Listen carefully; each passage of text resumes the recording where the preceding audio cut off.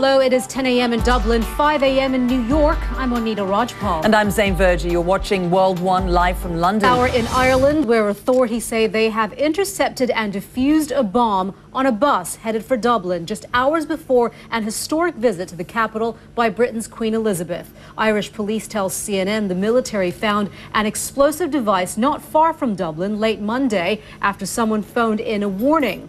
Police are now working to find out who placed it on the bus. A few hours ago, officials said they got another call warning about a second device. They say when they checked it out, it turned out to be a hoax. Well, the British government says the Queen's visit to Ireland will go ahead as planned. CNN's Fionnuala Sweeney joins us now live from Dublin Castle with more on that. Fionnuala. The Queen is due to arrive in Dublin in 2 hours' time. 10,000 police and army are on the streets of Dublin and beyond, securing the routes that Strauss-Kahn's defense lawyer is really well known for handling celebrity criminal cases. Legal analyst Jeffrey Toobin told CNN Benjamin Brafman is in a league of his own.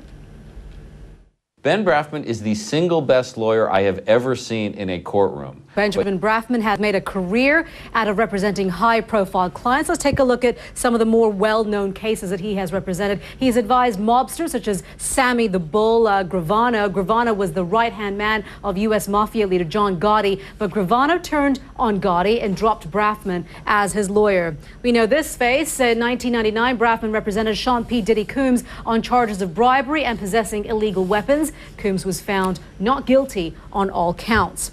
And then the lawyer was also briefly part of the team defending Michael Jackson in his 2004 trial for child molestation. Jackson, as we remember, was acquitted. And then rapper Jay-Z has also been a client. He was charged with assaulting a record producer. He pleaded guilty to a misdemeanor and was given probation. Zain. Government says NATO airstrikes left 2 buildings in flames early today in Tripoli.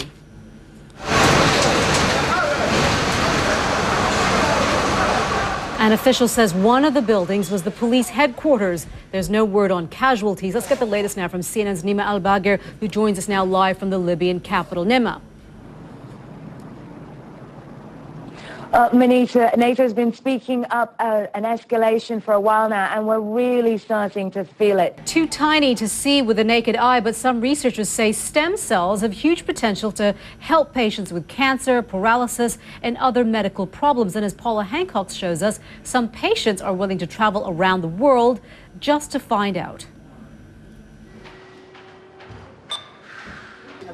The word miracle is not a word that Stanley Jones uses. A spinal surgeon in Texas, he prefers medical facts. Returning now to our top story, Britain's Foreign Office has confirmed the Queen's visit to Ireland will go ahead as planned, despite an unexpected bomb being found near Dublin. CNN senior international correspondent Nick Robertson joins us now here in our London studio. We've been talking about these dissident Republican groups that might be responsible behind these devices that have been found. What do we know about them? How large of a group are they? Well, we know that they are the sort of remnants of the IRA that went on a ceasefire and then signed up to a peace agreement, and its politicians are now in government in Northern Ireland. And I wonder if we'll be hearing more about them in the days to come as the Queen makes her visit to Ireland. Nick, thank you very much for that. Dominique Strauss-Kahn was supposed to be the main speaker at an economic forum in Brussels on Wednesday, but now he's otherwise occupied. The head of the IMF spent Monday night in a cell at New York's Rikers Island prison. He was denied bail during a court appearance after a hotel maid accused him of sexually assaulting her. For the newspapers to talk about, let's see what the papers around the world are saying. The Australian has the headline, IMF chief's arrest complicates delicate EU crisis negotiations. Goes on to say Mr. Strauss-Kahn's arrest on sex crime charges, which he denies, will almost certainly end his tenure at the Washington-based fund, but it will also complicate fraught negotiations among European governments as a sovereign crisis moves into yet another critical phase.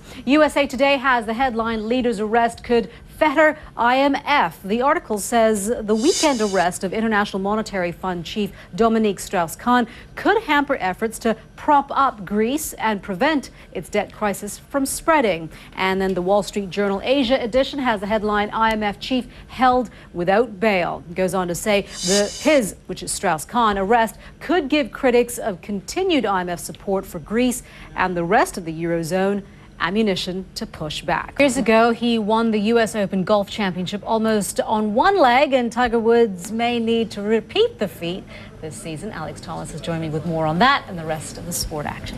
You were kind of reading that, trying to work it out, weren't you? I was. Well, I'll explain. Okay, thanks. Because golf's former world #1 must have a strong feeling of deja vu just 4 weeks away from the... Never made it a secret that I'm a huge Federer fan, and then I'm also a huge supporter of Rafael Nadal. However, now, I mean, I still support them, of course. You've got 3 in the but mix. It's going to get really confusing. Djokovic, wow, what a machine. He might win you over, yeah? Yes, he already has. He's a machine. He's brilliant. Love watching him. Great season. I know. Thanks a lot for that, Alex. That's my 2 cents. Zain. Well, your 2 cents works because you know what? He is a machine and he is trending on social media right now. In World One Live from London, I'm Zain Verjee. I'm Monita Rajpal. The news continues here on CNN.